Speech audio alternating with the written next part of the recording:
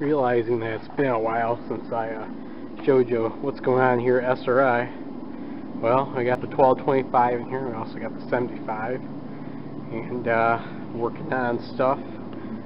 Finishing up the annual on the 1225. We put the cover back on for the valve gear, but we still gotta put the piece in, the piston. That's over here still. We just wanted to keep stuff from getting in there until we're done making the parts for it.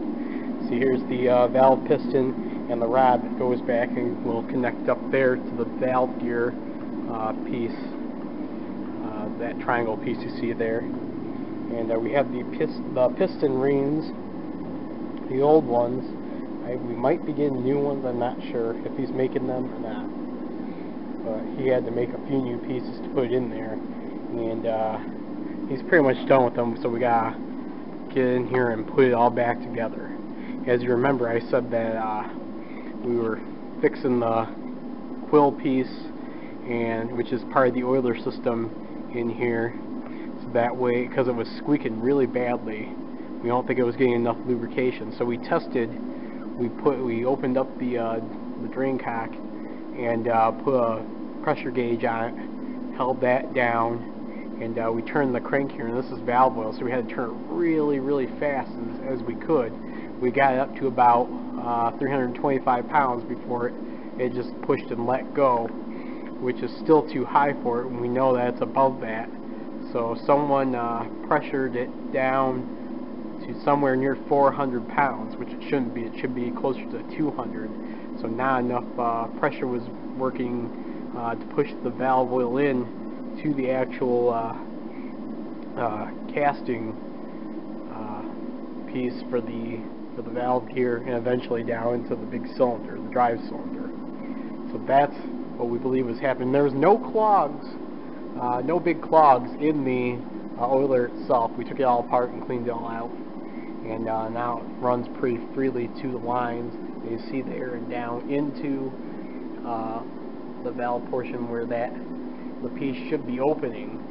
Well, I believe this past weekend they did that and got that all done. So now we gotta get the new parts in there and put it all back together. The sound that you hear is the heater inside, the propane heater, warming up the water in the boiler, because we gotta finish the hydro. I'm not gonna tell you when the actual inspector will be out here to do the hydro. But we already had a preliminary hydro to test some of the pressure on it, mainly because the turret was leaking before. That's up there, and we'll go around to the other side and show you. It was leaking ever since we ran it. We've taken it off a bunch of times trying to get it. We thought we had it the last time, and it started leaking again during the expo. So we've been having to work on that. We got the sand here to put in the sand dome. This is the other heater, the one that won't work. It seems to be leaking kerosene, so we gotta fix that or get a new one. And yeah, so we had to take care of that. The turret leak up there, as you can see, there's a whole bunch of stuff laying around. We got the turret cover, which usually sits in front of the cab here. It's off. And got the insulation exposed and part of the boiler as well. So yeah, we had to take it all apart. When we took the turret off, we found that wasn't seating correctly, so we had to clean that and re-schmooey it up and really tighten it down again. And 65 pounds so far. I guess it hasn't leaked, but the real test will come when we do the steam test, coming up pretty soon, as we gotta be ready for North Pole Express. Down here, this portion's all been primered. What happened was during the expo, this collar came off on the blow down here and blew off and bent the pipe back, and we couldn't really do the blow down on this side. So when we, as a result, when we cleaned out the boiler, it was dirtier on this side of the mud ring than on the other side, the engineer's side, where they were able to do blowdowns and get all the stuff out of the bottom. So after the expo, we cleaned that all out and fixed some things. We heated the pipe and bent it back in place to where it should be. Got a new collar, got it all tightened up there and got it all ready to go. So that way it's all good and we can do blowdowns on the fireman's side again. Like I said, the real test will come when we actually have it under steam. We'll be able to find out if that new collar leaks. Hopefully it doesn't, so that way we can just go out and run it.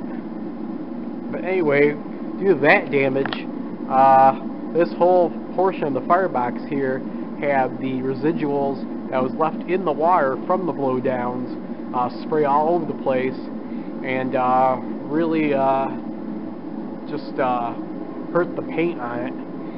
It was also the temperature probably that wore it off. So once we got all that fixed, we had all this cleaned back off of the old paint that was now all pockmarked and damaged, and now it's been all reprimered, and now that we know that there's no leaks, we should be able to put the black enamel coating on there, the special high grade stuff that can take 400, 500 degrees of temperature, just like what's on here on the other side.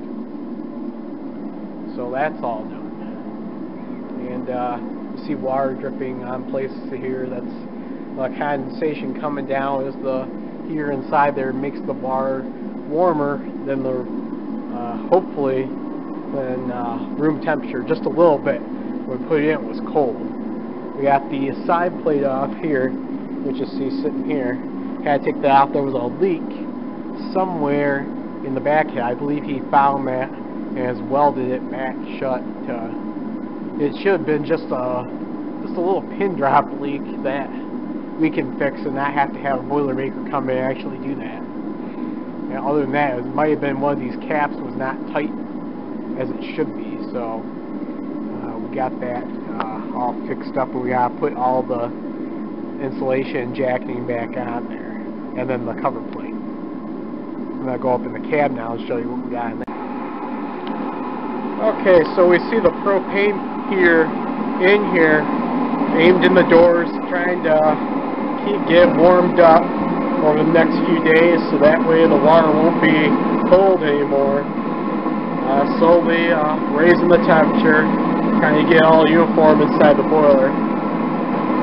It'll especially be good because when we start the fire, we won't have to worry about it being cold. That's going to be probably a couple weeks away at least. Do an initial steam test, and then sometime after that will be for the inspector. All has to be ready by next month. Anyway, we see where we took off some of the appliances, how the water that dripped out of them kind of left the calcium behind. That's how bad the water is here, so we have water treatment. We got different things here that need to be done. These lines need to be uncovered and have the gauges put back on for the testing. But like I said, the initial hydro went well, so should be in good shape. We got some of the coal back here ready to go from last time. I cleaned up this area here in the gangway as much as I could, shoveled it all back, and try to sweep up as much of the dust and throw it back in there. The rest of it I vacuumed up on the floor here, trying to get as clean as possible so it wouldn't rust. But it should be okay now. Lots of things going on, so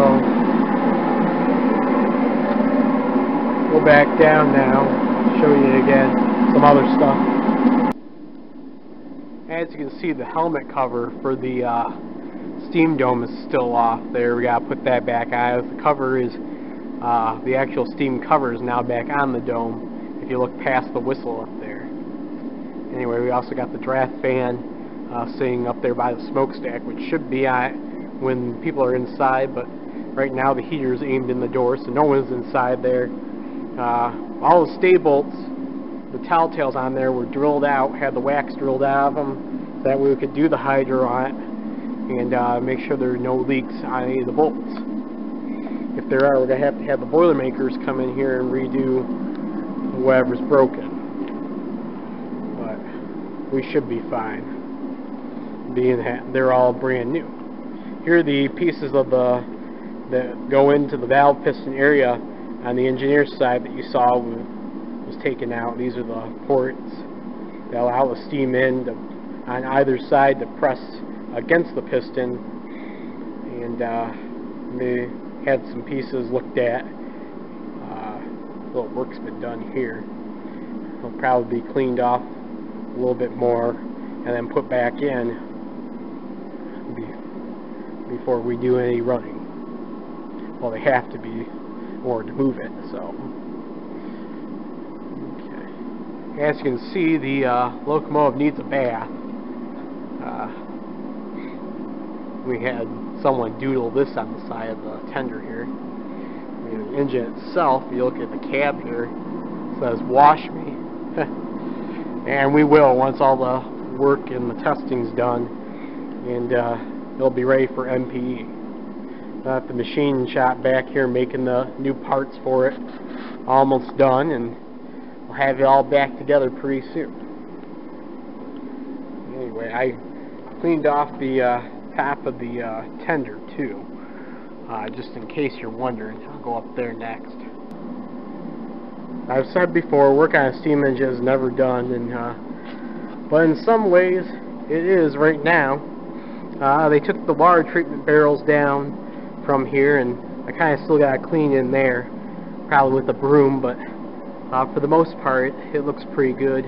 There's some rust appearing underneath the slope sheet that I'd like to get rid of, and clean that all up and primer it again. The actual decking up here is more of a graphite color.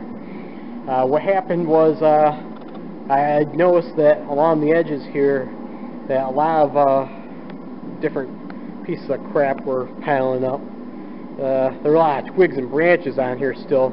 Seems every now and then we hit a tree branch that comes too close, especially you got the throttle right open, and it really takes out the branches that are hanging down over the train, especially when you're working hard. It lands, you know, all of the engine, the tender, and some of the first cars, and leaves them as little pieces of kindling back here, and that's why I found. And I think what I also found was just large pieces of cinders and ash that were mixed in with them, and maybe chips of paint too. And the reason I think they were all on the edges here is because a couple of times we've overfilled the tender this year, and it must have washed off the deck in a bunch of places to where it was going along the edge here, and instead of going down the drain holes, it just all piled up, and I decided it was time to clean it. So I took a broom and bar, and I chipped away at, got it all cleaned up with a vacuum cleaner and a dustpan, and now it's, as you see here, now it's actual drip edge again, and any overflow of water or rain will flow right to the edge and eventually drain out, instead of going cascading over the side, which you don't want. And it helps to protect the paint and other passers-by, I guess, but mainly the engine itself. I actually, what I do with the big twigs and stuff, I actually threw them back in here out of the coal pile. Yeah, they burned, so this should be okay. Yeah, so lots of stuff going on. And I'll take you outside now and show you what's been going on out there.